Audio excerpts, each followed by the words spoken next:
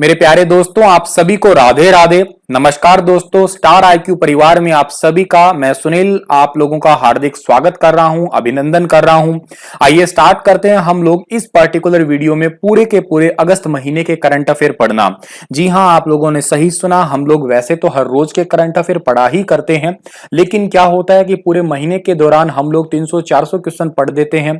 अब वो इतने सारे क्वेश्चन जो होते हैं वो ज्यादा इंपॉर्टेंट नहीं होते हैं, उसमें से भी कुछ चुनिंदा क्वेश्चंस होते हैं जो हमारे एग्जाम में काम आएंगे। तो उन 300-400 में से कुछ छांटे हैं मैंने क्वेश्चन, तकरीबन 65 क्वेश्चन मुझे ऐसे लगे जो बहुत इंपॉर्टेंट है, वो हमारे एग्जाम में जरूर कहीं ना कहीं मदद करेंगे।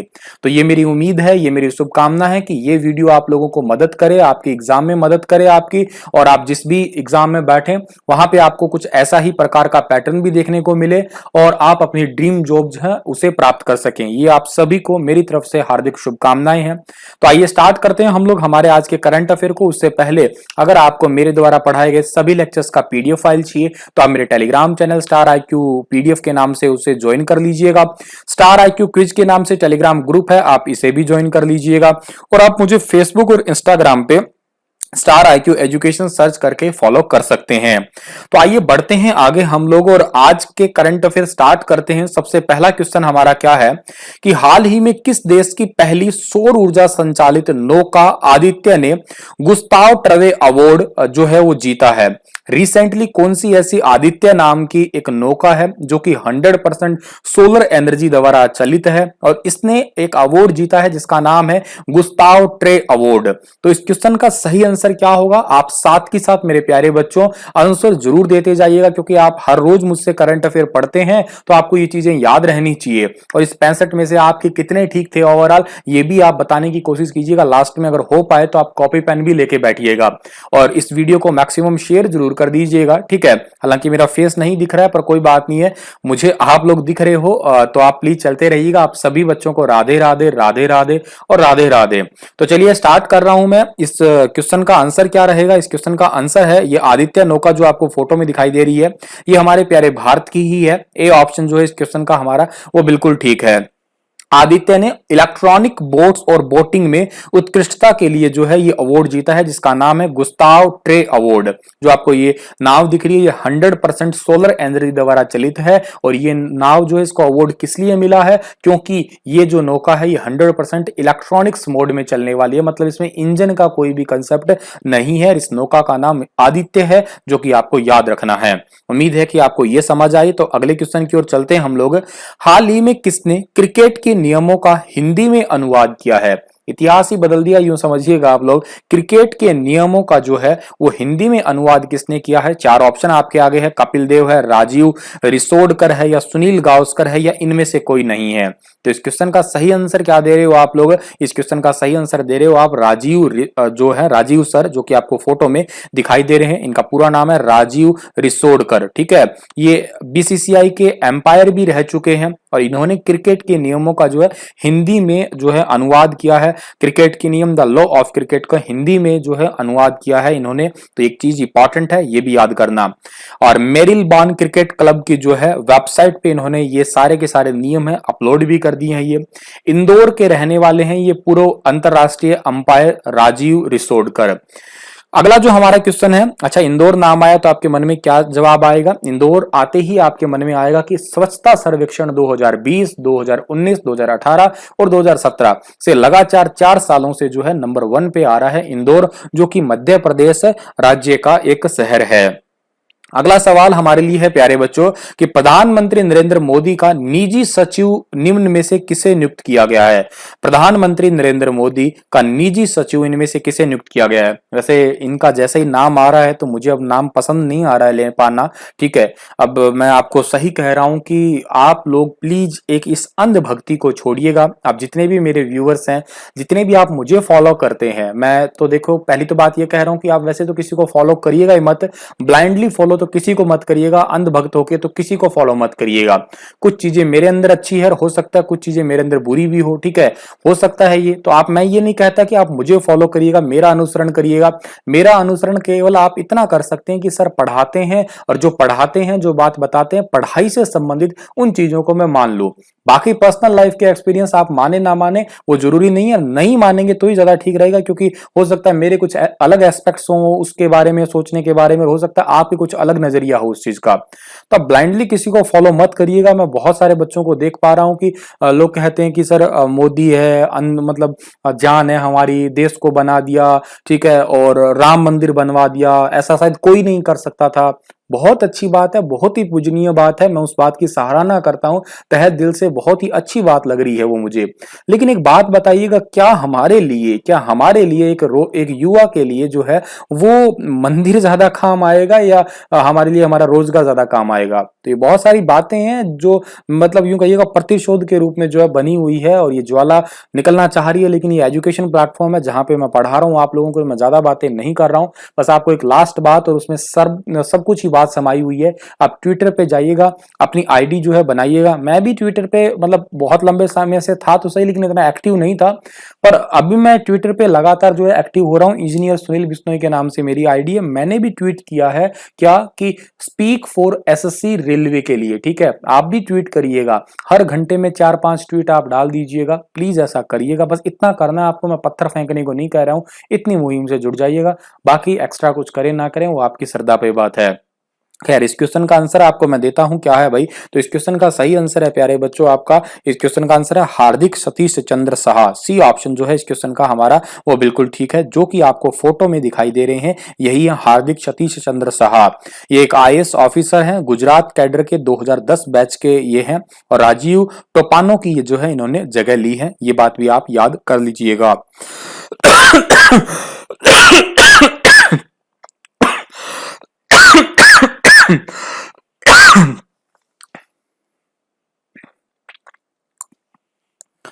हाल ही में विश्व का सबसे बड़ा सौर ऊर्जा केंद्र किस शहर में खोला जाएगा? तो हाल ही में दुनिया का सबसे बड़ा सौर ऊर्जा केंद्र जो है वो कहां पे खोला जाएगा? अबू धाबी में खोला जाएगा।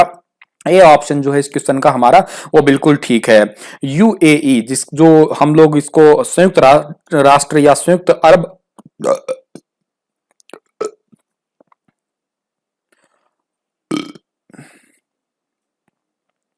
हाल ही में विश्व का सबसे बड़ा सौर ऊर्जा केंद्र किस शहर में खोला जाएगा?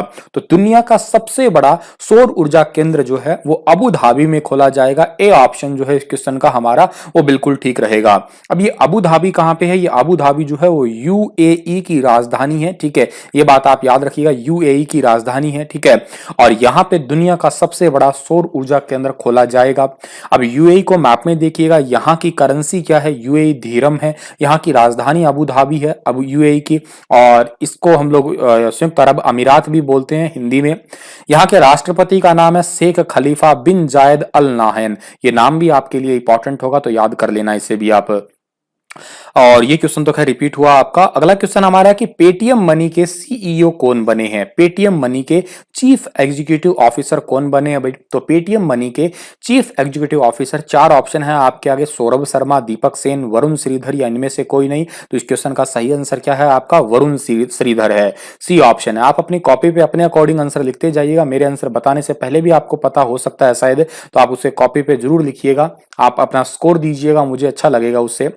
और वरुण श्रीधर आपको फोटो में दिखाई दे रहे हैं। और पेटीएम की बात करें तो पेटीएम की स्थापना 2010 में हुई है, हेडक्वार्टर नोएडा यूपी में है। सीईओ जो है इससे अभी ये बन गए हैं वरुण श्रीधर, ठीक है, तो आप इन्हें काट दीजिएगा, ये तो पुराने हो गए हैं। अच्छा, संस्थापक कौन है? संस्थापक है विजय शेखर शर्मा, ठीक है। अगला क्वेश्चन हमारा है कि 1 अगस्त से लेकर 7 अगस्त के बीच में विश्व भर में कौन सा सप्ताह मनाया जाता है? 1 अगस्त से लेकर 7 अगस्त के बीच में दुनिया भर में एक सप्ताह मनाते हैं। इस सप्ताह का नाम क्या है भाई? इस सप्ताह का नाम बोलो, विजय सप्ताह है, एक महिला सहयोग सप्ताह है, एक स्तनपान सप्ताह है, कि इनमें से कोई नहीं। तो इस क्वेश्चन का सही आंसर हमारा दिख रहा है हमें सी ऑप्शन। वर्ल्ड ब्रेस्ट जो फीडिंग डे होता है, बच्चों को स्तनपान करवाना जो होता है वो दिवस मनाया जाता है? सी ऑप्शन सही है इसका। इसका सर उद्देश्य क्या होता है? इसका उद्देश्य है कि जो बच्चा होता है, बच्चे का माँ का दूध ही सर्वगुण संपन्न होता है, उसके लिए उस टाइम पे 6 माह तक, बच्चा होने के 6 माह तक जो है अगर उसे माँ का दूध पिलाया जाए, बाकी कुछ भी नहीं दिया जाए, तो उस बच्चे के लिए उससे अच्छा कुछ नहीं होता है। और स्तनपान करने को बढ़ावा देना, ठीक है, इसके लिए ही ये ऐसे सप्ताह है वो मनाए जाते हैं। और इसके साथ ही स्तनपान कराने से महिलाओं को भी फायदा होता है, ना केवल ऐसा होता है कि बच्चों को फायदा होता है, महिलाओं को भी फायदा होता है इससे, ठीक है। तो इतनी बातें आपको याद रखनी है और बच्चे जो है इसे कुपोषण का शिकार होने से भी बच जाते हैं। कोरोना के दौरान किस कार कंपनी ने भारतीय बाजार में साल भर के अंदर कंपनी ने 1 लाख कारों की बिक्री का आंकड़ा पार कर दिया? कोरोना के टाइम पे वैसे तो कुछ बिक नहीं रहा था, कुछ चल नहीं रहा था, कहने का ही कोरोना रह गया। मैं तो इस बात को भी सच में अफवाह जैसी मान रहा हूं, जब सब कुछ चीजें चल रही है तो बच्चों के एजुकेशन और एग्जाम पे इतनी सारी रोक क्यों है? तो 1 लाख कारों की बिक्री का आंकड़ा पार किया है। इस कंपनी का नाम है किया मोटर्स इंडिया ने। सी ऑप्शन सही है इस क्वेश्चन का हमारा, ठीक है। किया मोटर्स ने जो है कोरोना काल के दौरान जो है 1 लाख कारों की बिक्री का आंकड़ा पार किया। और किया मोटर्स जो है 11 महीने में 1 लाख यूनिट की बिक्री करने वाली देश की पहली कंपनी बन गई है। इस वजह से मैंने इस क्वेश्चन को यहाँ पे रखा है। ये तो आप अच्छे से जानते होंगे, ये किया मोटर्स तो। अच्छा, ये किया गाड़ी जो है ना, ये किया का जो कंपनी है, इसका हेडक्वार्टर कहाँ पे है? इसका हेडक्वार्टर सियोल में है, जो कि साउथ कोरिया की कैपिटल भी है। इसके संस्थापक का नाम अगर आपसे पूछा जाए तो किम किम चोलोहो है, ठीक है। आप किम याद कर लो बस, किया किम ऐसे याद हो जाएगा आपका। और पेरेंट ऑर्गेनाइजेशन कौन सी है इसकी? हुंडई मोटर्स कंपनी है, आप अच्छे से जानते हो इसको। और इस किया मोटर्स की स्थापना कब हुई थी? 11 दिसंबर 1944 को हुई थी।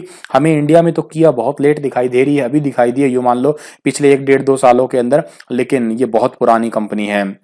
3 अगस्त को पूरे भारत भर में कौन सा दिवस मनाते हैं हम लोग? 3 अगस्त को कौन सा डे सेलिब्रेट करते हैं? अभी हम लोग हार्ट ट्रांसप्लांट डे करते हैं, एक आई ट्रांसप्लांट करते हैं, एक ईयर ट्रांसप्लांट करते हैं, एक टूथ ट्रांसप्लांट करते हैं। वैसे तो आप सभी को पता है कि हमारी बॉडी का लगभग हर एक चीज को ट्रांसप्लांट किया जा सकता है एक्सेप्ट आवर ब्रेन। बस दिमाग को छोड़ के बॉडी का हर एक पार्ट जो है उसका प्रत्यारोपण किया जा सकता है। तो 3 अगस्त को पूरे भारत भर में एक दिवस मनाते हैं और इस दिवस का नाम है हृदय प्रत्यारोपण दिवस। ए ऑप्शन सही है इस क्वेश्चन का हमारा, हृदय प्रत्यारोपण दिवस। और क्यों मनाया जाता है ये? क्योंकि 3 अगस्त के दिन, यानी कि उसी दिन ही जो है 1994 को पहला हृदय प्रत्यारोपण दिल्ली के जो है एम्स में हुआ था। एक सर्जन का नाम था पी वेणुगोपाल, और जिसपे किया गया था उन व्यक्ति का नाम था देवीराम, ठीक है। और देवीराम पे जो है वो पहली बार जो है हृदय प्रत्यारोपण हुआ है भारत में। आप मुझे दुनिया में बताइएगा फर्स्ट हार्ट ट्रांसप्लांट जो है वो किसने किया था? और ज्यादा डिटेल से बता सकते हैं तो किस व्यक्ति पे किया था, अगर बता सकते हैं तो, अदरवाइज डॉक्टर्स वगैरह बताइए आप लोग, और कौन से देश था और कौन सा साल था बताइए आप लोग। और इस सर्जरी में जो है 20 से ज्यादा सर्जन्स का योगदान रहा था, सहयोग रहा था, ठीक है। अगला क्वेश्चन हमारा क्या है? बहुत इंपॉर्टेंट है। वैसे प्यारे बच्चों, ये 65 के 65 क्वेश्चन जो मैंने उठाए हैं ये बहुत इंपॉर्टेंट है। हो सकता है 1-2 क्वेश्चन के आगे पीछे नंबरिंग वगैरह हो जाए, पर ये जितने भी क्वेश्चन मैंने उठाए हैं आज की इस वीडियो के अंदर वो बहुत ज्यादा इंपॉर्टेंट है आपके लिए। मतलब अगस्त का निचोड़ है यूं कहिएगा, तो प्लीज इन्हें तो आप लोग अच्छे से पढ़ ही दीजिएगा। तो भारत के किस राज्य के राज्यपाल विश्व भूषण हरिचंद्रन ने राज्य के 3 राजधानी वाले योजना को मंजूरी दे दी है? तो विश्व भूषण हरिचंद्रन ने राज्य के 3 राजधानी वाले योजना को मंजूरी दी है। आंध्र प्रदेश, आंध्र प्रदेश के अंदर 3 राजधानी, और ऐसा करने वाला ये भारत का पहला ही राज्य हो जाएगा। डी ऑप्शन सही है इस क्वेश्चन का हमारा। इसकी शुरुआत जो है वो जगन मोहन रेड्डी ने की थी। जैसे एक राजधानी हैदराबाद और एक अमरावती, और तीसरी भी एक जो है जगह वो अभी डिसाइड नहीं है, विजयवाड़ा या कोई और क्षेत्र जो है वो मिलता है। तो 3 राजधानी वाला राज्य आंध्र प्रदेश। मैं आपको बता दूं आंध्र प्रदेश वो राज्य है जो कि ईज ऑफ डूइंग बिजनेस में नंबर 1 है। क्या है ये? ईज ऑफ डूइंग बिजनेस में ये नंबर 1 है। और दूसरी बात ये कि आंध्र प्रदेश जो राज्य है ना, यहाँ पे इस राज्य के अंदर भाषा के आधार पे गठित होने वाला भारत का पहला राज्य था ये भी एक इंपॉर्टेंट क्वेश्चन रहेगा आपके लिए। और बाकी चीजें तो आप लोग अच्छे से जानते हैं। यहाँ का ट्री जो है वो नीम है, राजकीय फिश जो है वो मड फिश है, ये भी याद रखिएगा आप लोग, ठीक है। 2-3 चीजें हैं जो आपको यूनिक तरीके से याद करनी है। भारतीय रेलवे ने मध्य प्रदेश के 3 रेलवे स्टेशन जबलपुर, नरसिंहपुर और तीसरा कौन सा है रेल मार्ग को स्वचालित प्रकाश व्यवस्था स्थापित की है? तो देखो बहुत इंपॉर्टेंट क्वेश्चन है। पहले आपको मैं ये बताता हूँ स्वचालित प्रकाश व्यवस्था क्या होती है, इसको हम लोग इंग्लिश में क्या बोलेंगे, ऑटोमेटिक लाइट सिस्टम। तब तक आप इसका आंसर कमेंट में दीजिएगा मुझे। इसका सीधा सा मतलब ये होता है कि मान लेते हैं कि प्लेटफॉर्म है, प्लेटफॉर्म पे बिना ट्रेन आए भी कई बार क्या होता है, लाइटें सारी की सारी जल रही होती है, जो कि वेस्टेज ऑफ एनर्जी कहिएगा आप लोग। लेकिन इस आपके ऑटोमेटिक लाइट सिस्टम से क्या होगा, जैसे ही ट्रेन आएगी तो प्लेटफॉर्म पे लाइटें ऑन हो जाएंगी, और जैसे ही ट्रेन वहां से गई है प्लेटफॉर्म को छोड़ के, तो 50% लाइटें जो है अपने आप ऑफ हो जाएगी। और ऐसा मध्य प्रदेश के 3 रेलवे स्टेशन, एक जबलपुर है, एक नरसिंहपुर है और तीसरा है भोपाल, जो कि राजधानी भी है मध्य प्रदेश की, यहां तीनों पे ऊपर जो है ये सिस्टम लगाया गया है। तो काफी इंपॉर्टेंट सिस्टम है, याद रखिएगा, जिससे जो है 100 unit of electricity are being saved daily at a big station like Bhopal and Jabalpur. हर रोज की 100 यूनिट के आसपास जो है बिजली बचाई जा सकती है, जो कि मतलब आपके हजारों लाखों करोड़ों में पैसों की भी मदद जो है वो होएगी। अगला क्वेश्चन भी बहुत इंपॉर्टेंट है भाई। पहला मुस्लिम महिला अधिकार दिवस कब मनाया गया है? आपको पता होना चाहिए कि 3 तलाक बिल जो है उसको पास हुए, और बिल के बाद वो एक्ट या कानूनी बन गया अब हमारा, वो उसको पास हुए पूरा 1 साल हो गया है। तो पहला मुस्लिम अधिकार महिला अधिकार दिवस कब मनाया गया है? ये मनाया गया है 1 अगस्त को ही। ए ऑप्शन जो है इस क्वेश्चन का हमारा वो बिल्कुल ठीक है। अब बस इतना ही याद करना है आपको, ये 1 अगस्त 2019 को ये पारित हुआ था, 2020 को पूरा 1 साल हो गया है ये। किस शहर को पहला मेन हॉल सफाई रोबोट बैंडीकूट प्राप्त हुआ है? आपको अगर याद है, जिस बच्चे ने मुझसे रात हरियाणा करंट अफेयर पढ़ा था, तो मैंने इस बैंडीकूट रोबोट के बारे में बताया था, सिरसा वगैरह में इसका उद्घाटन हुआ था। अब ये बैंडीकूट रोबोट क्या है, मैं आपको थोड़ा यहाँ पे और बता देता हूँ, तब तक आप इसका आंसर दीजिएगा नेशनल वाइज। ये भारत का पहला है, ध्यान रखिएगा, वो हरियाणा का बता रहा था, ये भारत का पहला हुआ है यहाँ पे। एक्चुअल में इसका मतलब ये है कि जो गटर वगैरह होते हैं, जो सीवरेज होते हैं, जो मेन होल होते हैं, वहां पे कोई इंसान अंदर जाके सफाई करता है तो पहली बात उसको सारा कचरा दिखाई नहीं देता, गाद कचरा मिट्टी दिखाई देता नहीं है, आधा रह जाता है। दूसरी बात क्या है कि अंदर इतने सारे केमिकल्स गैसेस भरी होती है, तो उसका दम घुटने लगता है, तो वो उस चक्कर में कम सफाई करके बाहर आता है, या कई बार तो मौत भी हो जाती है, ऐसा भी सुना है लोगों से। अब क्या है कि इसी का सब्स्टिट्यूट ढूंढा एक रोबोट, जिसका नाम है बैंडीकूट रोबोट। इसके अंदर 4 विजन कैमरा लगे हुए हैं, जो कि अच्छे तरीके से जो है अंधेरे के अंदर भी बढ़िया तरीके से कचरे वगैरह को देख सकता है। इसके अंदर बकेट्स वगैरह लगी हुई है कचरे के डालने के लिए, रोबोटिक आर्म्स लगी है जो 360 डिग्री अंदर घूम के सारा का सारा कचरा जो है उठा सकती है। तो ऑटोमेटिक तरीके से जो है पूरा का पूरे मेन हॉल है उनको साफ किया जा सकता है। अब ये बैंडीकूट रोबोट जो है वो कहां प्राप्त हुए हैं भारत के अंदर? तो इस क्वेश्चन का सही आंसर है हमारा गुवाहाटी, ठीक है। बी ऑप्शन जो है इस क्वेश्चन का हमारा वो बिल्कुल ठीक रहेगा। आगे बढ़ते हैं हम लोग। गुवाहाटी किस नदी के किनारे है? गुवाहाटी नदी के किनारे है ब्रह्मपुत्र, ठीक है, ये भी याद कर लेना आप लोग साथ के साथ। अगला क्वेश्चन हमारा है कि विश्व संस्कृत दिवस 2020 निम्न में से किस दिन मनाया गया? संस्कृत दिवस देखिएगा ऐसा फिक्स नहीं है कि इस तारीख को ही मनाया जाता है, ऐसा ही फिक्स है। संस्कृत दिवस जो है हर साल मनाया जाता है श्रावण की पूर्णिमा को, यानी कि इसे हम लोग ना अपने तौर पे रक्षाबंधन भी कहते हैं, ठीक है, रक्षाबंधन को ही मनाते हैं। और इस बार रक्षाबंधन कब पड़ा था आपको पता ही होगा, 3 अगस्त को रक्षाबंधन पड़ा था। और संस्कृत भाषा दुनिया की सबसे पुरानी भाषाओं में से एक भाषा है, ठीक है। और इस भाषा की विशेषता के बारे में यूं कहिएगा, इस भाषा के लिए थोड़ा लोगों को जागरूकता पैदा करवाने के लिए विश्व संस्कृत दिवस मनाया जाता है। हर साल श्रावण पूर्णिमा के दिन विश्व संस्कृत दिवस के रूप में जो है मनाते हैं। भारत सरकार ने इसे 1969 में रक्षाबंधन के अवसर पे मनाने की जो है वो घोषणा की थी या फैसला किया था, तो ये बात भी आप याद कर लीजिएगा। अगला क्वेश्चन हमारा है कि किस राज्य सरकार ने हाल ही में अपने अधिकारियों को 20 अगस्त 2020 से इंदिरा रसोई योजना शुरू करने के निर्देश दिए हैं? 20 अगस्त 2020 को एक इंदिरा रसोई योजना शुरू हुई है, किस राज्य में आप बताइएगा कमेंट में। आप बस कमेंट में मुझे इतनी आंसर देते रहिएगा, बस इतनी एनर्जी मिलती रहेगी मुझे। शेयर तो आप कर ही देंगे, वो तो अच्छी बात है ही है, लेकिन कमेंट के अंदर आप लोग जो है आंसर जरूर देते रहिएगा। तो इंदिरा रसोई योजना शुरू की है किस राज्य ने? इंदिरा रसोई योजना का मतलब क्या है देखिएगा, इस योजना का मतलब है कि जितने भी गरीब व्यक्ति हैं उनको जो है 8 रुपए थाली के अंदर जो है 8 रुपए में पूरी भरपेट खाना खिलाया जाएगा। हालांकि ये थाली तो 20 रुपए की होगी, लेकिन इसमें 12 रुपए जो है वो सरकार देने वाली है खुद, ठीक है, और 8 रुपए जो है जो खाना खाएगा उससे लिए जाएंगे, तो टोटल हो गए ना आपके ये 20 रुपए। और ये जो थाली है, ये इंदिरा रसोई योजना है, ये शुरू की है राजस्थान ने। बी ऑप्शन जो है इस क्वेश्चन का हमारा हमारा वो बिल्कुल ठीक है। गरीबों को जो है ये रियायती दरों पे भोजन करवाने की सुविधा है और हर साल इसके लिए 100 करोड़ रुपए जो है वो खर्च किए जाएंगे। और राजस्थान जो है ना, राजस्थान के मुख्यमंत्री का नाम क्या है? राजस्थान के मुख्यमंत्री का नाम है अशोक गहलोत, जिन्होंने इस योजना को शुरू किया है। इस भोजन में 100 ग्राम दाल होगी, 100 ग्राम सब्जी होगी, 250 ग्राम चपाती होगी, अचार वगैरह भी इसके अंदर जो है वो शामिल होंगे। 8 रुपए प्रति प्लेट में जो है स्वस्थ भोजन करवाए जाने की योजना है ये। राजस्थान भारत का वो राज्य है जहां पे क्षेत्रफल सर्वाधिक है। राजस्थान का एरिया है 3,42,239 वर्ग किलोमीटर, ठीक है। और राजस्थान की राजधानी जयपुर है। जयपुर को प्यारे बच्चों हम लोग ना पिंक सिटी के नाम से भी पुकारते हैं, ठीक है। और जयपुर के अंदर जो, जयपुर के अलावा जो है राजस्थान के अंदर एक व्हाइट सिटी भी आती है आपकी, और के अलावा आपकी व्हाइट सिटी के अलावा एक ब्लू सिटी भी होती है, और एक यहाँ पे सन सिटी भी है। अब सन सिटी और ब्लू सिटी तो एक ही है, जिसको हम लोग जोधपुर कहते हैं, ठीक है। और व्हाइट सिटी कौन सी है? उदयपुर है, जो संगमरमर की वजह से व्हाइट है आपकी। और यहाँ के गवर्नर का नाम क्या है? कलराज मिश्र है। बाजरा सर्वाधिक होता है राजस्थान में। मैं आप सभी के कमेंट जो है वो बाद में पढ़ लूंगा प्यारे बच्चों। आप सभी को राधे राधे मेरी तरफ से, ठीक है। आप सभी के कमेंट्स जो है वो बाद में पढ़ लूंगा, जवाब भी दे दूंगा, ठीक है। वैसे मैंने फोन दे रखा है और वो जवाब भी दे देंगे, कोई दिक्कत नहीं है। मेरे दोस्त को मतलब आईडी दे रखी है, मोहित सर हैं, और मोहित सर हो सकता है आपके जवाब वगैरह दे भी दें साथ के साथ, लेकिन फिर भी मैं आपको कह रहा हूं कि आप सभी के कमेंट्स वगैरह मैं बाद में करूंगा। आप लोग कमेंट में इतना ही करिएगा कि आंसर दीजिएगा, बस मैक्सिमम आंसर देने की कोशिश कीजिएगा आप लोग, और चीजों के विस्तार से लिखने की कोशिश कीजिएगा आप लोग।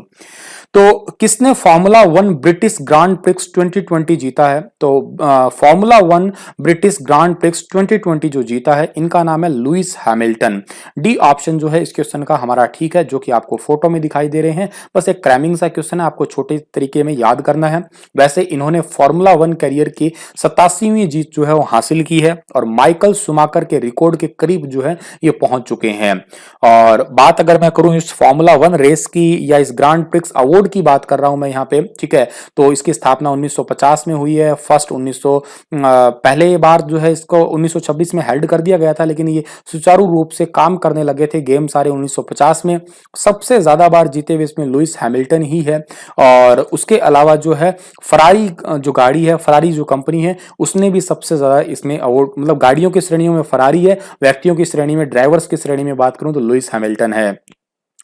अगस्त 2020 को कौन सी कंपनी दुनिया की सबसे मूल्यवान सार्वजनिक रूप से सूचीबद्ध कंपनी बन गई है? मतलब अगस्त 2020 के अंदर दुनिया की सबसे मूल्यवान या सबसे महंगी कंपनी, सबसे ज्यादा वैल्यूएबल कंपनी बनी है कौन सी भाई? एप्पल बनी है। सी ऑप्शन जो है इस क्वेश्चन का हमारा वो बिल्कुल ठीक है। एप्पल का जो आपका अभी जो क्या कहते हैं टर्नओवर हो गया वो कितना? $1.84 ट्रिलियन। इस कोरोना काल में जो गरीब हुए, आप लोगों की, हमारी दाल पतली बेशक हुई हो, लेकिन इनकी दाल तो इतनी गाढ़ी हो गई है कि दाल में से दाल भी आप निकाल निकाल के बेच सकते हो। जो अमीर हैं वो तो और अमीर होते जा रहे हैं। और तेल की दिग्गज कंपनी सऊदी अमारको को पीछे छोड़ते हुए एप्पल कंपनी 1 अगस्त 2020 तक दुनिया की सबसे मूल्यवान, सबसे वैल्यूएबल कंपनी बन चुकी है। इससे पहले जो थी सऊदी अमारको थी तेल की कंपनी, लेकिन अब जो है एप्पल कंपनी बन चुकी है। एप्पल की स्थापना 1 अप्रैल 1976 को सीईओ जो है इसके टिम कुक है। हेडक्वार्टर का नाम क्या है इसका? कैलिफोर्निया अमेरिका में है। स्थापना की किसने थी? स्टीव जॉब्स और स्टीव वोजनियाक, ये नाम आपको याद रहने चाहिए, ठीक है। अगला जो हमारा क्वेश्चन रहेगा क्या? अगला क्वेश्चन है हमारा यहाँ पे कि निम्न में से एचडीएफसी के नए सीईओ कौन बने हैं? बहुत इंपॉर्टेंट क्वेश्चन है।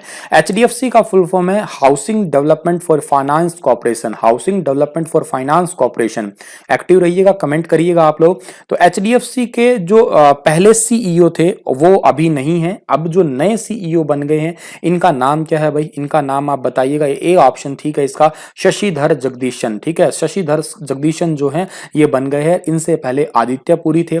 इससे सितंबर 1994 से लेके अब तक जो है आदित्य पुरी ही थे, लेकिन अब बन गए हैं शशिधर जगदीशन।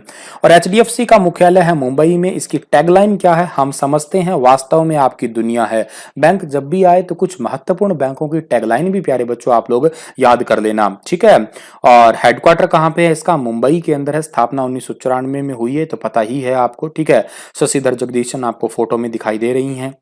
अगला क्वेश्चन हमारा है यहाँ पे कि भारतीय प्रतिभूति एवं विनिमय बोर्ड, जिसको हम सेबी भी बोलते हैं, Indian securities and exchange board के चेयरमैन अजय त्यागी के कार्यकाल को कितने महीने तक बढ़ा दिया है? अजय त्यागी का कार्यकाल जो है वो बढ़ा दिया गया है। अब देखिएगा, अजय त्यागी सेबी के जो है वो पद पे थे, अध्यक्ष के रूप में थे, लेकिन अब इनका कार्यकाल 12 महीने, 18 महीने, 20 महीने या 10 महीने, बताइएगा कितने महीने बढ़ाया इनका? तो इस क्वेश्चन का सही आंसर है अजय त्यागी का कार्यकाल 18 महीने के लिए बढ़ा दिया है।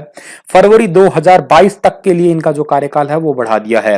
वैसे इनका कार्यकाल सितंबर के अंदर खत्म होने जा रहा था, लेकिन फिर भी इनका कार्यकाल जो है आगे के लिए बढ़ा दिया है। और जब उनका पहला 3 साल का कार्यकाल है, अब वो खत्म होने का था, मतलब 3 साल का कार्यकाल था, लेकिन आगे और 18 महीनों का बढ़ा दिया। और ये हिमाचल प्रदेश कैडर के 1984 बैच के आईएएस अधिकारी हैं, लेकिन रिटायर्ड जरूर हैं। सेबी की भी बात हुई है तो फुल फॉर्म तो आपको याद करना ही करना है, no doubt, securities and exchange board of India. इसकी स्थापना भी हरियाणा के पेपरों में पूछी गई है, 12 अप्रैल 1992 को हुई है। हेडक्वार्टर मुंबई में है और चेयरपर्सन का नाम तो अजय त्यागी ही है, जो आपको आने वाले 2022 तक तो याद करना ही है। बाकी भगवान करे तब तक आपको याद करना ही ना पड़े, उससे पहले आप नौकरी लग जाओ यार। हाल ही में जम्मू कश्मीर के नए उपराज्यपाल के रूप में किसे नियुक्त किया गया है? बेहद इंपॉर्टेंट क्वेश्चन है ये। जम्मू कश्मीर के नए उपराज्यपाल जो बने हैं, जिनका नाम देखिएगा, पहले वाले कौन थे? पहले वाले थे जीसी मुर्मू। आप कमेंट में बताइएगा इनका नाम, जीसी मुर्मू, जिनको हम गिरीश चंद्र मुर्मू भी कहते हैं। लेकिन अब गिरीश चंद्र मुर्मू को बना दिया गया है कैग अधिकारी, यानी कि नियंत्रक और महालेखा परीक्षक, ऑडिटर जनरल जो है उन्हें बना दिया गया है।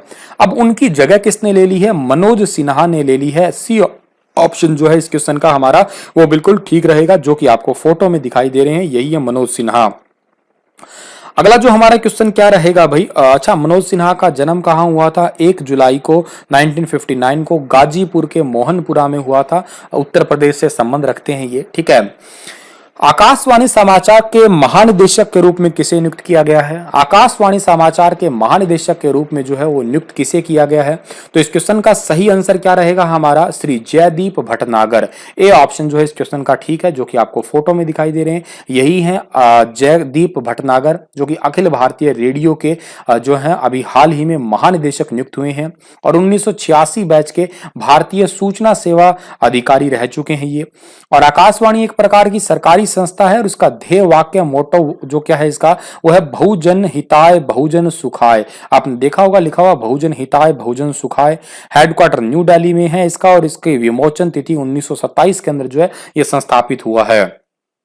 स्वच्छ भारत क्रांति नामक की किताब जो है उसके संपादक कौन है? स्वच्छ भारत क्रांति, ठीक है। 2 अक्टूबर 2014 की बात है, तब भारत के अंदर स्वच्छ भारत मिशन का कार्यक्रम की शुरुआत हुई थी गांधी जयंती के अवसर पर। और उसका लक्ष्य ये रखा गया था कि गांधी जयंती पे हर साल इसे मनाया जाएगा और अक्टूबर के पहले वीक के अंदर स्वच्छता पखवाड़ा भी मनाएंगे, और ताकि आने वाले टाइम में जो है स्वच्छता पे विशेष ध्यान रखा जाए। तो स्वच्छ भारत क्रांति नाम की किताब जो है उसके संपादक कौन है? उसके संपादक का नाम क्या है भाई? परमेश्वरन अय्यर। बी ऑप्शन सही है इस क्वेश्चन का हमारा, जो कि आपको फोटो में दिखाई दे रहे हैं, यही है परमेश्वरन अय्यर। अच्छा, पेयजल और स्वच्छता विभाग के ये सचिव भी हैं और पुस्तक का जो आधिकारिक शुभारंभ है वो 4 अगस्त 2020 को हुआ है और इसका हिंदी अनुवाद भी जो है वो किया गया है। इसमें स्वच्छता से रिलेटेड 35 जो है वो ऐसे भी शामिल हैं। जो बच्चा यूपीएससी की तैयारी कर रहा है वो इस किताब को हो सकता है चाहे तो पढ़ भी सकता है। चलिए, आप सभी को इन लेक्चर्स का पीडीएफ वगैरह चाहिए तो आप मेरे Telegram channel star IQ PDF को जरूर ज्वाइन करना। स्टार आईक्यू क्विज के नाम से टेलीग्राम ग्रुप है, आप इसे भी ज्वाइन करना। आप मुझे फेसबुक और इंस्टाग्राम पे भी, मेरी पर्सनल आईडी है साइंटिस्ट स्टार सुनील से, आप मुझे वहां फॉलो कर सकते हैं। ट्विटर पे भी मैं अब हाजिर हूँ। ट्विटर पे भी आपको जो सर्च करना है तो इंजीनियर सुनील सर अगर आप सर्च करेंगे, ठीक है, इंजीनियर सुनील बिश्नोई, तो आपको ईजिली जो है मेरी आईडी मिल जाएगी। दुनिया का सबसे ऊंचा रेल पुल जो है वो कहां बनाया जा रहा है? तो आपको इस क्वेश्चन के बारे में भी जानना जरूरी है, क्योंकि ये भी इंपॉर्टेंट है आपका। दुनिया का सबसे ऊंचा रेल पुल जो है वो बनाया कहां जा रहा है भाई? J&K के अंदर बनाया जा रहा है। ए ऑप्शन जो है इस क्वेश्चन का हमारा वो बिल्कुल ठीक हो जाएगा। अब देखिएगा, इस पूरे अगस्त महीने के मैं अगर कह रहा हूं ना आपको इंपॉर्टेंट क्वेश्चन में से शामिल कर रहा हूं, तो ये वाला क्वेश्चन भी एक इंपॉर्टेंट रहेगा आपका। किस वजह से इंपॉर्टेंट रहेगा? क्योंकि ये जो है चिनाब नदी पे बन रहा है और ये दुनिया का सबसे ऊंचा पुल है। अच्छा सर, इसकी ऊंचाई कितनी है भाई? तो इसकी ऊंचाई है सर 467 मीटर जो है इसकी ऊंचाई है। सर इसकी डिजाइनिंग जो है वो किस तरह की है? मतलब इस पुल पे जो है गाड़ी वगैरह जो है या कोई हवा आती है मान लेते हैं, तो हवा टकराती है, क्योंकि जितनी ज्यादा ऊंचाई होगी उतनी ज्यादा हवा भी तेज चलेगी। तो कितने किलोमीटर प्रति घंटे की रफ्तार से अगर हवा चले तो इस पुल को नुकसान नहीं होगा? तो आप देखिएगा 266 किलोमीटर प्रति घंटे की रफ्तार से अगर हवा चले ना तो भी इस पुल को जो है कुछ नहीं होगा।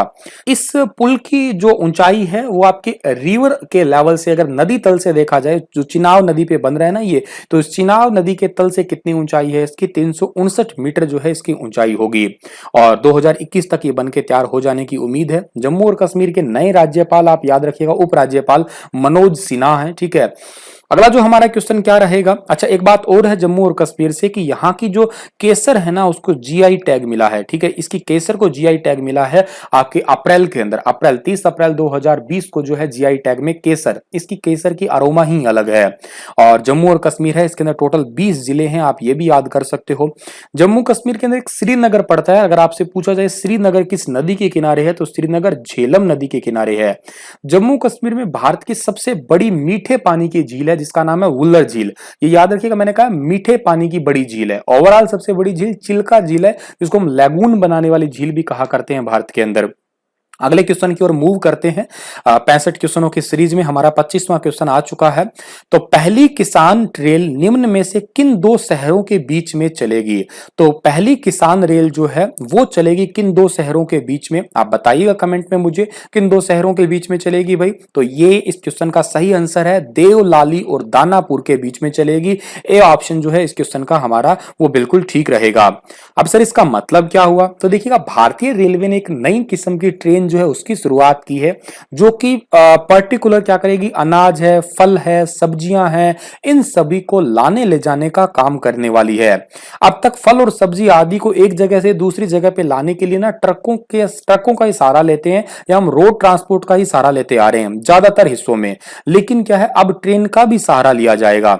सर ये क्यों लिया जाएगा? क्योंकि इसमें जो है ट्रकों का बहुत लंबा टाइम लग जाता है और टमाटर वगैरह जो होते हैं या कुछ ऐसे फल सब्जी होते हैं वो इस लंबे समय के दौरान खराब हो जाती है, सड़ जाती है। तो अब ये किसान रेल नासिक के देवलाली से बिहार के दानापुर के बीच में चलने वाली है, पहली किसान रेल।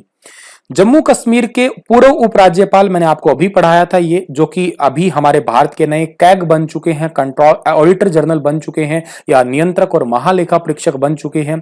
इनका नाम गिरीश चंद्र मुर्मू है। अभी आपको मैंने समझाया था। तो आपको इस 26वें क्वेश्चन का आंसर क्या देना है? बी आंसर जो है देना है। और ये है जीसी मुर्मू जो कि आपको फोटो में दिखाई दे रहे हैं। वैसे जीसी मुर्मू के बारे में अगर मैं बात बताऊं तो ये 1985 बैच के गुजरात कैडर के जो है आईएएस अधिकारी रह चुके हैं ये, और 31 अक्टूबर 2019 को जम्मू और कश्मीर के उपराज्यपाल थे, पहले उपराज्यपाल थे। तो करके आपको थोड़ा याद करना जरूरी है ये। क्या आप मुझे कमेंट में लिख के बता सकते हैं जो कैग डिपार्टमेंट होता है या नियंत्रक और महालेखा परीक्षक डिपार्टमेंट है, ये कौन कौन से आर्टिकल्स में आता है और इसका पर्टिकुलर काम क्या है? आपको मैं हिंट दे रहा हूं, 48 कुछ होगा, ठीक है। अब इससे बड़ा हिंट तो नहीं दे सकता, आप बताइएगा, प्रयास कीजिएगा। 28वां क्वेश्चन हमारा क्या है कि आजाद भारत के इतिहास में संसद में पहली बार महिला सदस्यों की संख्या कितने के पार पहुंच गई है? आजाद भारत के इतिहास में पहली बार ऐसा हो रहा है कि जो संसद है, संसद का मतलब है कि लोकसभा और राज्यसभा, इन दोनों के अंदर जो है महिला सदस्यों की संख्या जो है वो 100 पार हो चुकी है। ए ऑप्शन जो है इस क्वेश्चन का हमारा पर्टिकुलर ठीक रहेगा। लोकसभा के अंदर जो है 78 है और राज्यसभा के अंदर जो है 25 महिलाएं शामिल है और 100 के पार जो है संसद के अंदर महिलाएं जा चुकी है वर्तमान में। राज्यसभा के अंदर अभी रिसेंटली 61 नए सांसद आए हैं जिसमें से 4 महिलाएं हैं और अब टोटल कितनी हो गई है? टोटल 103 महिलाएं हो चुकी है लोकसभा और राज्यसभा दोनों के अंदर मिला दी जाए तो। और 17वीं लोकसभा की बात करूं जो प्रेजेंट में चल रही है हमारी, इसके अंदर देश ने सबसे अधिक 78 महिला सदस्य जो है वो चुन के भेजी है हमारी लोकसभा के अंदर। तो आप लोगों के लिए एक पर्टिकुलर क्वेश्चन ये भी याद करने वाला है कि लोकसभा कौन सी लोकसभा के अंदर सबसे ज्यादा महिलाएं चुन के आई थी? तो 17वीं लोकसभा जो है इसके अंदर सबसे ज्यादा महिलाएं चुन के आई है। कितनी आई है सर? 78 महिलाएं चुन के आई है इसके अंदर। और मैं अगर परसेंटेज के अकॉर्डिंग भी आपको बताऊं तो लोकसभा में महिलाओं का प्रतिशत जो है वो 14.36% है और राज्यसभा में महिलाओं का प्रतिशत जो है वो कितना है 10% है। मंत्रिमंडल में महिलाओं की कितनी हिस्सेदारी है 5.8% मंत्रिमंडल में महिलाओं की हिस्सेदारी है। 29वां क्वेश्चन क्या रहेगा हमारा कि 9 अगस्त को दुनिया भर में कौन सा दिवस मनाते हैं। तो 9 अगस्त को दुनिया भर में बताइएगा आप लोग कौन सा दिवस मनाते हैं। साइंस डे मनाते हैं कि वुमेन सेफ्टी डे मनाते हैं कि मेडिटेशन डे मनाते हैं कि ट्राइबल डे मनाते हैं हम लोग। तो इस क्वेश्चन का सही आंसर रहेगा हमारा विश्व आदिवासी दिवस के रूप में मनाते हैं हम लोग 9 अगस्त को। ए ऑप्शन जो है इस क्वेश्चन का हमारा वो ज्यादा ठीक रहेगा इसका।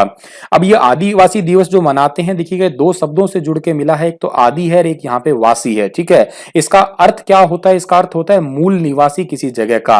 हमारे देश में भारत की जनसंख्या का लगभग 8.5% या 10 करोड़ के आसपास का आबादी का हिस्सा जो है ना वो एक आदिवासियों का ही है। और पूरा तत्व के जो लेख रहे हैं उनके अंदर जो है इन्हें अत्विका या वनवासी कहा जाता था। ये एक आपका हिस्ट्री के पॉइंट ऑफ व्यू से थोड़ा सा इंपॉर्टेंट क्वेश्चन आप कह सकते हैं इन्हें। अच्छा, उसके बाद में 9 अगस्त 1982 को आदिवासियों के हित के लिए एक बैठक आयोजित की गई थी, जिस वजह से जो है विश्व आदिवासी दिवस हम 9 अगस्त को ही मनाने लग गए हैं। इसे हालांकि अब आदिवासी नहीं कह के इसे अनुसूचित जनजाति कहते हैं, शेड्यूल ट्राइब कहते हैं, जिसके अंदर जैसे प्रमुख आदिवासी समुदाय मैं बताता हूं बोडो, आसाम का बहुत ही इंपॉर्टेंट ये समुदाय है, जनजाति है, जो एसएससी कई बार पूछता है हमसे। एक भील है, एक उराव है, एक प्रधान है, खासी है, सहारिया है, संथाल है, मीना है। आपने मीना बहुत सुना होगा, ठीक है, रेलवे वगैरह के अधिकारी बहुत होते हैं इसके। जाट, ये जाट वो हमारे वाले जाट नहीं है जो हरियाणा वगैरह में पाए जाते हैं, ठीक है। गोंड है, मुंडा है, खड़िया है, हो, बिरहोर, पारधी, आंध, मल्हार कोली, टाकणकार, टोकरे कोली और महादेव कोली, ये सारे के सारे जो हैं आदिवासियों में शामिल है। मैंने एक एक पढ़ के इसलिए बताया क्योंकि पेपर पूछ लेते हैं। बोडो और जो आपके इसके अलावा मीना, ये तो दोनों पेपर में बहुत बार पूछे गए हैं। ये अलावा आपसे पूछ सकते हैं कि इनमें से बताओ आदिवासी समुदाय कौन सा है, बिरहोर दे दिया मान लो ऑप्शन में। यस, आपको मिलान वगैरह करना भी आ सकता है कहीं ना कहीं, तो प्लीज इसे याद करना आप लोग।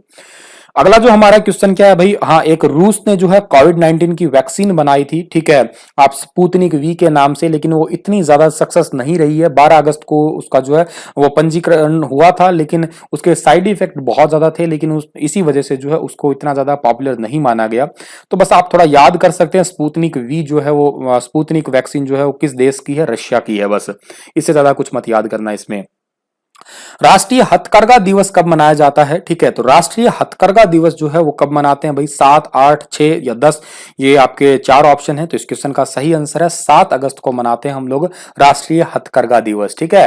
और 1905 में इसे जो है शुरू किया गया था। इसका उद्देश्य क्या होता है कि हथकरघा उद्योग जो है उसके लिए जागरूकता पैदा करना जनता के आगे इसके लिए जो है ये दिवस मनाया जाता है।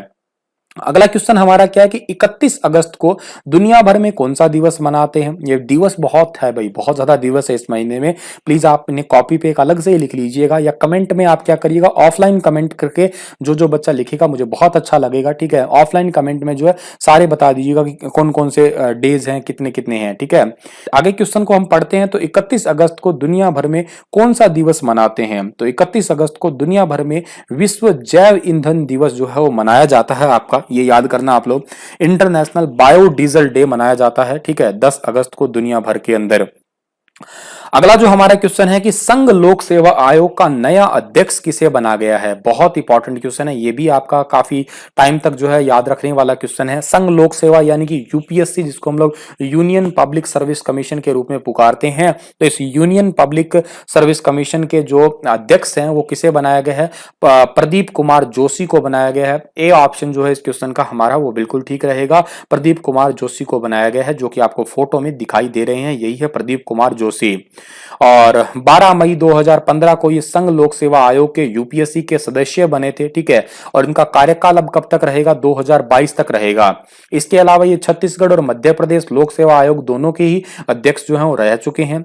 इनसे पहले अरविंद सक्सेना थे, ठीक है, और उनकी जगह अब बन गए हैं प्रदीप कुमार जोशी। और प्रदीप कुमार जोशी बने हैं तो यूपीएससी के बने हैं। यूपीएससी का हेडक्वार्टर न्यू दिल्ली में है। और इसकी स्थापना कब हुई थी, 1 अक्टूबर 1926 को जो है इसकी स्थापना हुई थी यूपीएससी की। अमेजिंग अयोध्या नामक की किताब जो है वो किसने लिखी है? अमेजिंग अयोध्या नाम की किताब किसने लिखी है भाई? चार ऑप्शन है, नीना रॉय, किरण देसाई, कविता केन और अमिताव घोष। तो इस क्वेश्चन का सही आंसर है नीना रॉय। नीना रॉय ने अमेजिंग अयोध्या नाम की किताब जो है वो लिखी है। ए ऑप्शन जो है इस क्वेश्चन का हमारा वो बिल्कुल ठीक रहेगा। और अगला जो हमारा क्वेश्चन क्या रहेगा, नीना रॉय आपको फोटो में दिखाई दे रही होंगी, ठीक है।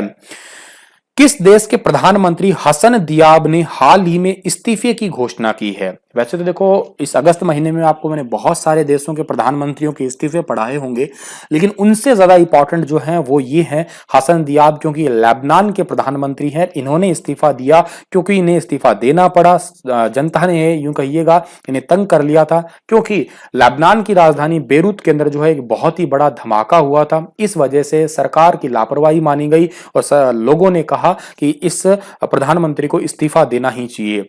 आप इस क्वेश्चन से अगर कुछ सीख सकते हैं ना तो सीखिएगा। लापरवाही की वजह से इतना ज्यादा प्रेशराइज किया इनको कि इन्हें इस्तीफा देना ही पड़ गया।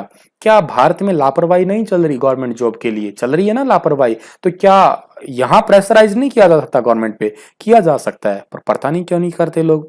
लेबनान जो है, लेबनान की कैपिटल क्या है? बेरूत है। और करेंसी क्या है? लेबनीज पाउंड है। मेरे साथ प्लीज आप इतना कर सकते हैं तो करिएगा, ट्विटर पे जाइएगा और बस अपना कैंपेन जो है चलाते रहिएगा धीरे धीरे। विश्व हाथी दिवस जो है वो कब मनाया जाता है? विश्व हाथी दिवस कब मनाते हैं हम लोग? तो विश्व हाथी दिवस हर साल मनाया जाता है भाई, 12 अगस्त को मनाते हैं। वर्ल्ड एलिफेंट डे मनाते हैं, 12 अगस्त को मनाया जाता है। फोर्ब्स की दुनिया में सर्वाधिक कमाई करने वाले टॉप 10 अभिनेताओं की सूची में निम्न में से कौन इकलौते भारतीय शामिल हैं? तो टॉप 10 अभिनेताओं की सूची में अक्षय कुमार इकलौते भारतीय हैं जो शामिल है। ए ऑप्शन सही है इस क्वेश्चन का हमारा, जो कि आपको फोटो में दिखाई दे रहे हैं, यही है अक्षय कुमार। तो इनको तो खैर कौन नहीं जानता भला। और इनमें 362 करोड़ रुपए जो है कमाई के साथ में अक्षय कुमार 6वें नंबर पे है, ठीक है। 654 करोड़ रुपए के साथ में डेवेन जॉनसन है, वो पहले नंबर पे है, ठीक है। डेवेन जॉनसन आपको फोटो में दिखाई दे रहे होंगे। इनको तो खैर आप लोगों ने कई सारे सीरियल्स वगैरह में या वेब सीरीज वगैरह में इनको नोटिस किया होगा, मूवीज में देखा होगा। Web series in the sense की लोकल एडवर्टाइज के अंदर आपने नेटफ्लिक्स पे पक्का देखा होगा इनको आपने। अंतर्राष्ट्रीय युवा दिवस कब मनाते हैं? तो जिस दिन हाथी दिवस मनाते हैं उस दिन युवा दिवस मनाते हैं, लेकिन राष्ट्रीय युवा दिवस 12 जनवरी को होता है। अंतर्राष्ट्रीय युवा दिवस आपका 12 अगस्त को मनाया जाता है। डी ऑप्शन जो है इस क्वेश्चन का हमारा ठीक है। 12 अगस्त 2000 को अंतर्राष्ट्रीय युवा दिवस जो है वो मनाया गया था पहली बार, और 1999 को जो है संयुक्त राष्ट्र महासभा की सिफारिश पे जो है ये शुरू हुआ था। इस बार का थीम है youth engagement for global action, ठीक है। अगला जो हमारा क्वेश्चन है कि किस प्रसिद्ध उर्दू कवि का 70 वर्ष की आयु में इंदौर में 11 अगस्त 2020 को कोविड-19 में इलाज के दौरान निधन हो गया है? ये मेरे फेवरेट थे, बुलाती है मगर जाने का नहीं। जानते ही हो आप लोग इन्हें, राहत इंदौरी साहब इस दुनिया में नहीं रहे, ठीक है। राहत इंदौरी बुलाती है मगर जाने का नहीं, ये इन्हीं की ही शायरी में था। भारत के प्रसिद्ध उर्दू शायर थे, लेकिन अब इस दुनिया में नहीं रहे। इस कोरोना ने सच में बहुत ज्यादा खराब काम कर दिया भाई। और 70 साल की उम्र में जो है ये निधन हो गए। बहुत सारी फिल्मों के अंदर जो है गीत वगैरह भी लिखे थे इन्होंने, ठीक है। आगे बढ़ते हैं हम लोग। तो अमेरिका के डेमोक्रेट्स पार्टी ने निम्न में से किस भारतीय मूल की महिला को उपराष्ट्रपति उम्मीदवार के लिए चुना है? तो महिला को उपराष्ट्रपति उम्मीदवार के लिए चुना है जिनका नाम क्या है? इनका नाम है आपका कमला हैरिस। ए ऑप्शन सही है इस क्वेश्चन का हमारा, जो कि आपको फोटो में दिखाई दे रही है, यही है उपराष्ट्रपति उम्मीदवार कमला हैरिस, ठीक है। किस देश ने बिना पूर्व निर्धारित बैटरी के इलेक्ट्रॉनिक वाहनों की बिक्री और पंजीकरण की अनुमति दे दी है? देखिएगा बैटरी वाले व्हीकल हैं वो महंगे आते हैं, किस वजह से? क्योंकि उनके अंदर बैटरी होती है, अदरवाइज तो उनकी कॉस्ट शायद कम हो सकती है, और ज्यादा कॉस्ट होने की वजह से लोग खरीदते नहीं है, उनका रुझान नहीं जाता।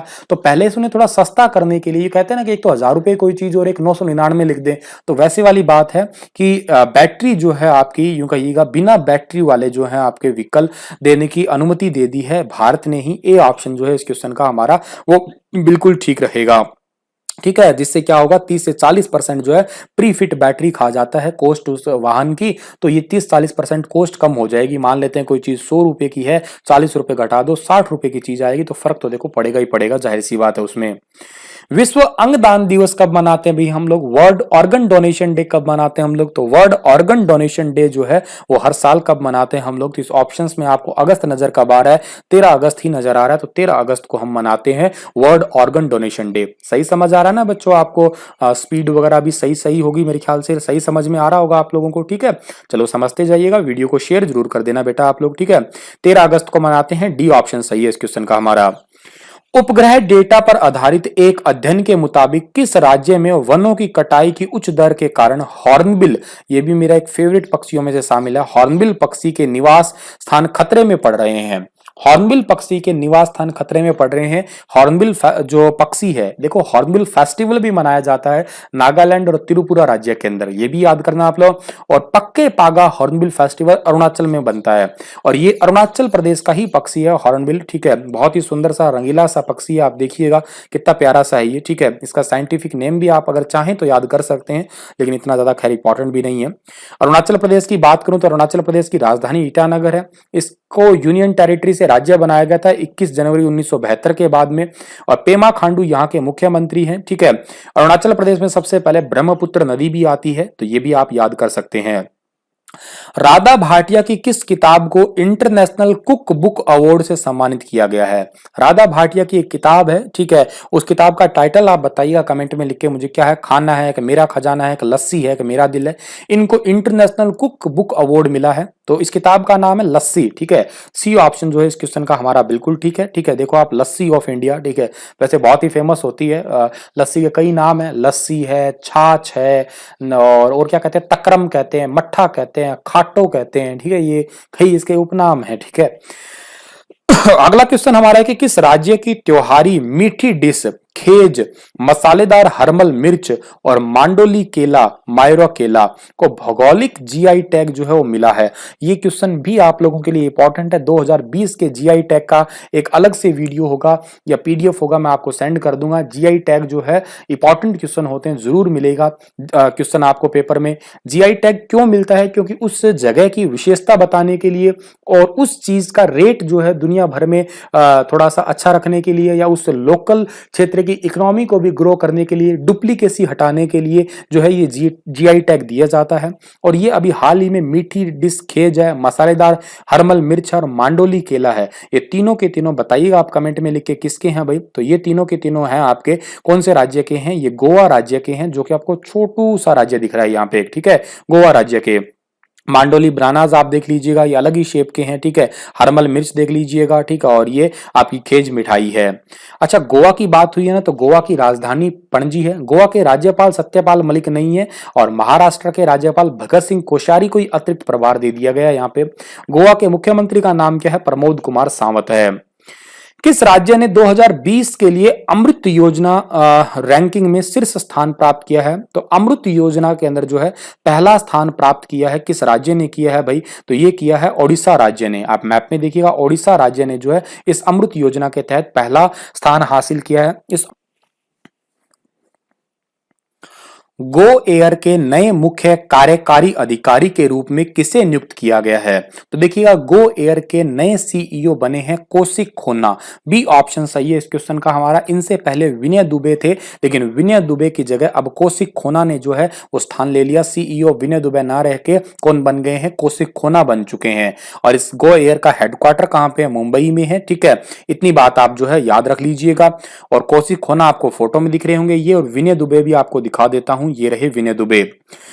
महाराष्ट्र के राज्यपाल भगत सिंह कोश्यारी को किस राज्य का अतिरिक्त प्रभार जो है वो दिया गया है? तो महाराष्ट्र राज्य के राज्यपाल जिनका नाम है भगत सिंह कोश्यारी, इनको अभी मैंने आपको बताया गोवा राज्य का जो है अतिरिक्त प्रभार दिया गया है।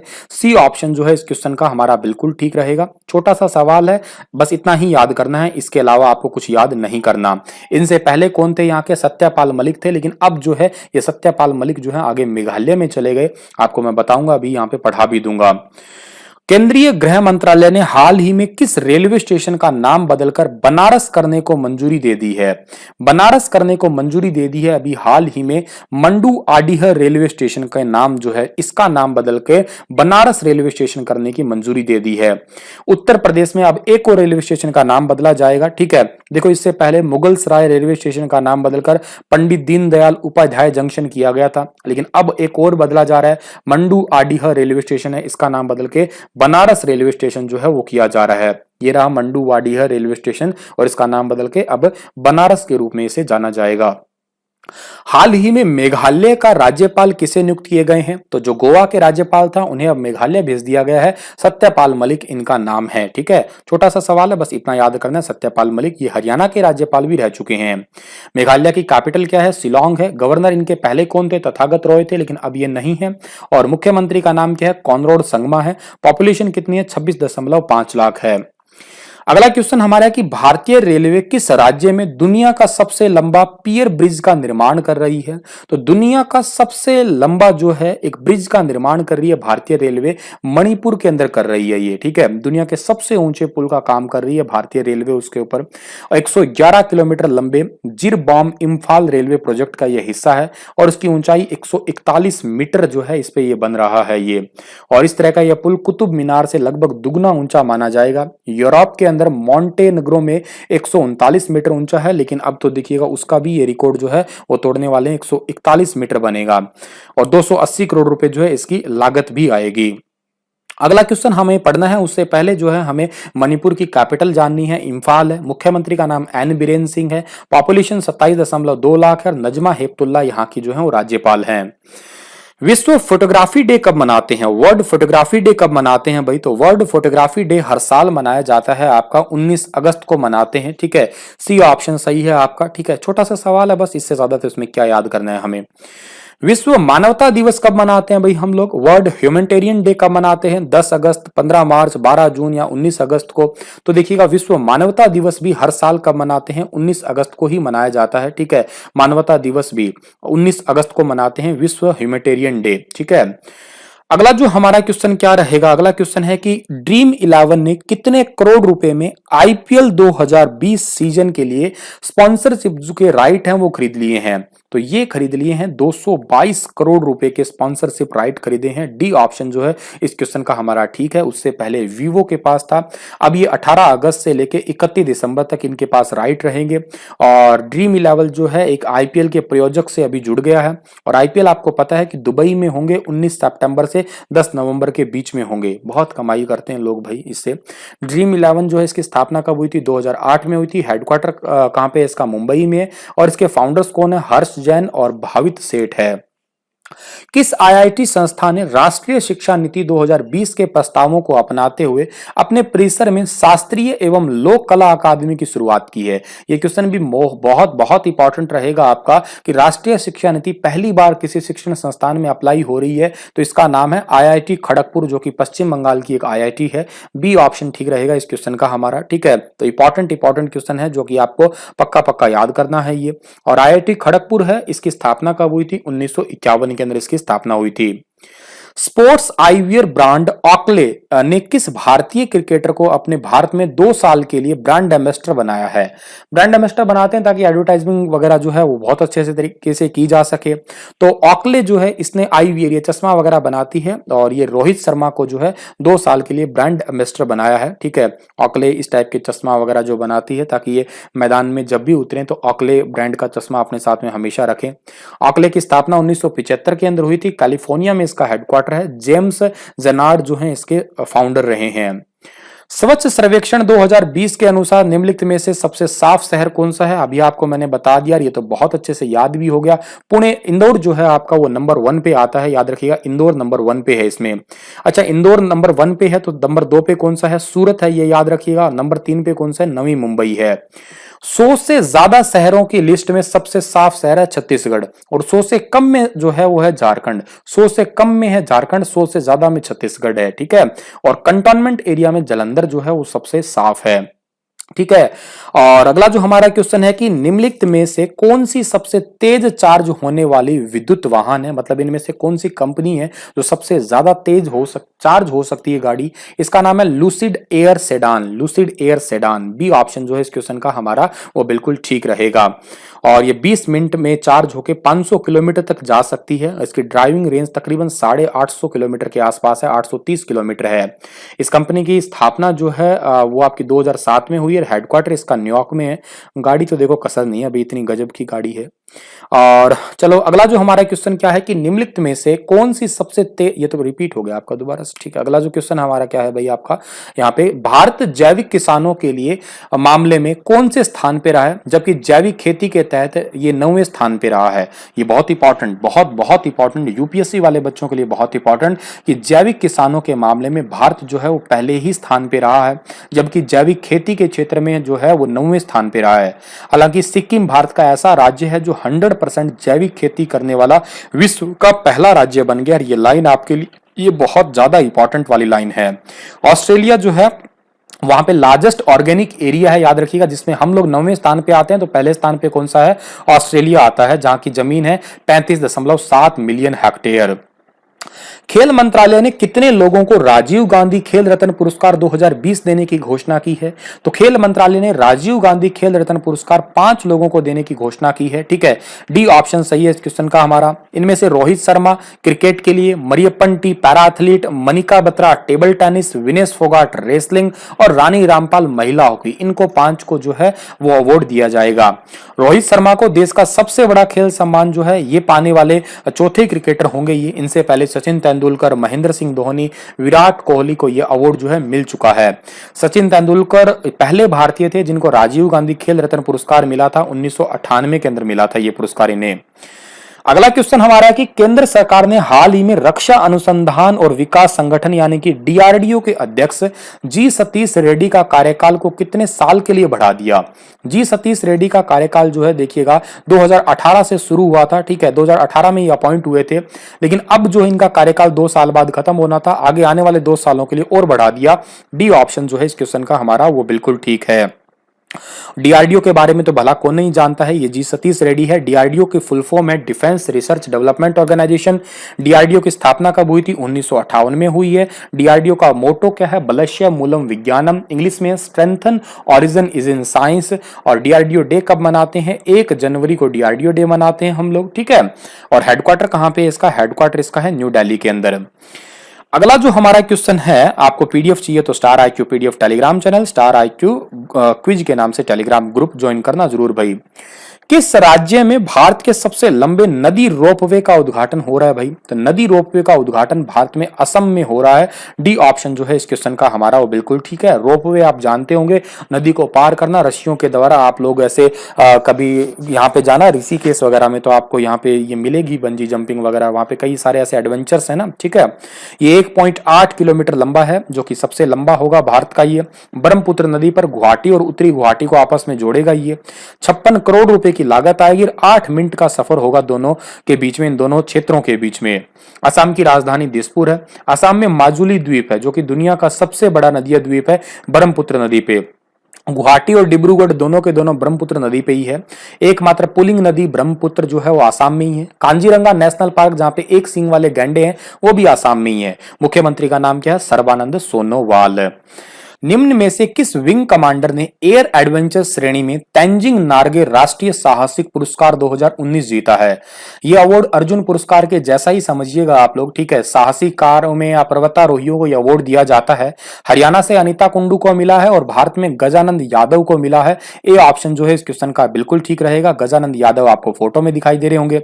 इन्होंने तकरीबन 2900 से भी ज्यादा बार जो है छलांग लगाई है। और ये भारत के जो है एयर विंग कमांड या आकाश गंगा जो आपकी स्काई डाइविंग जो टीम है उसके भी ये मेंबर रह चुके हैं। इसके अलावा इनको और बहुत सारे अवार्ड से भी ऑलरेडी पहले से सम्मानित किया जा चुका है। निम्न में से किस देश में खुदाई के दौरान 300 मीटर नीचे 3800 साल पुरानी किराट देवी की मूर्ति मिली है? किराट देवी की मूर्ति मिली है नेपाल के अंदर। ठीक है, डी ऑप्शन सही है इस क्वेश्चन का हमारा, जो कि आपको फोटो में दिखाई दे रही होगी। ये 3800 साल पुरानी मूर्ति है। ये नेपाल की राजधानी काठमांडू है। राष्ट्रपति विद्या देवी भंडारी है। प्रधानमंत्री केपी शर्मा ओली है। नेपाल आज तक कभी किसी के गुलाम नहीं हुआ है। नेपाल की संसद का नाम राष्ट्रीय पंचायत है। दिग्गज कंप्यूटर कंपनी गोदरेज ने अपने साबुन सेगमेंट से कौन से शब्द को हटाने की घोषणा की है? फेयर शब्द को हटाने की घोषणा की है। और बहुत सारे ब्रांड है जिन्होंने अपने जो है नाम से इस फेयर वर्ड को हटा दिया है, जैसे जॉनसन एंड जॉनसन है, लॉरियल है, यूनिलीवर है। इन्होंने, क्योंकि दुनिया भर में रंग भेद का भेदभाव को लेकर इस पे बहस छिड़ी हुई है, इस वजह से फेयर शब्द को गोदरेज ने हटा दिया। गोदरेज की स्थापना 1897 को मुंबई के अंदर हुई है। WHO ने अफ्रीका के अंतिम देश को, कौन सा देश ऐसा है जिसको पोलियो मुक्त देश घोषित कर दिया, जिसके बाद पूरा अफ्रीका महाद्वीप जो है वो वाइल्ड पोलियो से मुक्त हो चुका है? तो पोलियो से मुक्त होने वाला लास्ट देश जो है वो है नाइजीरिया। बी ऑप्शन जो है इस क्वेश्चन का हमारा वो बिल्कुल ठीक रहेगा। 4 वर्षों में पोलियो का यहाँ पे एक भी मामला नहीं आया और पूरा अफ्रीका महाद्वीप जो है अब पोलियो से मुक्त हो चुका है। नाइजीरिया की कैपिटल अबूजा है, करेंसी नायरा है और यहाँ की पॉपुलेशन कितनी है? 19.59 करोड़ है। यहाँ पे भी बाजरा होता है, दुनिया में काफी हद तक उत्पादित होता है। 200 अरब डॉलर की संपत्ति वाले विश्व के पहले व्यक्ति कौन बन गए हैं? मैं कह रहा हूं कि ये कोरोना के अंदर और अमीर अमीर लोग ने और भी अमीर होते जा रहे हैं। जेफ बेजोस दुनिया के सबसे पहले ही अमीर थे। ये 187 अरब डॉलर के आसपास इनकी कमाई थी, अब 200 प्लस हो गई है, 204.6 अरब डॉलर होगी इनकी कमाई। और दूसरे जो आपके बिल गेट्स है दूसरे नंबर पे, इनकी कमाई 116.1 डॉलर है। ठीक है, वर्तमान में जेफ बेजोस जो अमेजोन के संस्थापक और सीईओ हैं वर्तमान में। लाइफ टाइम कैटेगरी से द्रोणाचार्य अवार्ड से सम्मानित होने से एक दिन पहले ही जो है एथलीट्स कोच का हाल ही में निधन हो गया। इनका नाम क्या है? इनका नाम है पुरुषोत्तम राय। इनको सम्मान मिलने ही वाला था, इन्होंने रिहर्सल वगैरह भी कर ली थी नेशनल स्पोर्ट्स अवार्ड की ड्रेस में। और इनका अब जो है 79 साल की उम्र में जो है दिल का दौरा पड़ने की वजह से निधन हो गया। किस्मत माड़ी हो ना तो ऐसी कहलाती है भाई, देख लो, अवार्ड लेके चले जाते ठीक ही रहता। Peabody.com द्वारा तैयार की गई प्रति महीने की औसत वेतन की 106 देशों की लिस्ट में कौन सा देश पहले स्थान पे रहा है? तो ये देश जो है वो पहले स्थान पे कौन सा रहा है भाई? ये देश रहा है स्विट्जरलैंड पहले स्थान पे। सी ऑप्शन जो है इस क्वेश्चन का हमारा बिल्कुल ठीक है, यानी कि हर महीने वेतन देने की लिस्ट में स्विट्जरलैंड नंबर 1 पे रहा है। 106 देशों की लिस्ट में भारत जो है वो 72वें स्थान पे रहा है।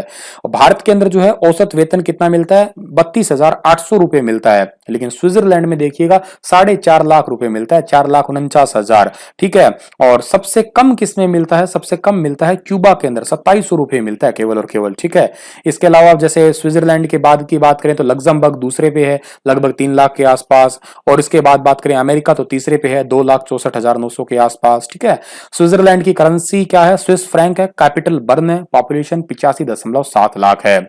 बस इसी के साथ ये लेक्चर समाप्त होता है। इतना ही था छोटा सा लेक्चर हमारा। उम्मीद करता हूं आपको चीजें समझ में आई होगी, अच्छा भी लगा होगा लेक्चर और समझ में भी आया होगा। मजेदार लेक्चर था। पीडीएफ चाहिए तो star IQ PDF Telegram channel join कर लेना। चैनल को प्लीज सब्सक्राइब कर लेना, शेयर कर देना अपने दोस्तों तक। बस आपसे यही गुजारिश है, उम्मीद है। हाजिर होऊंगा कल सुबह आप लोगों के साथ में डेली करंट अफेयर का सेगमेंट लेके। तब तक के लिए मुझे इजाजत दीजिएगा। सभी को राधे राधे। ऑफलाइन कमेंट करके बताइएगा मुझे कि आपको ये वीडियो कैसा लगा। धन्यवाद।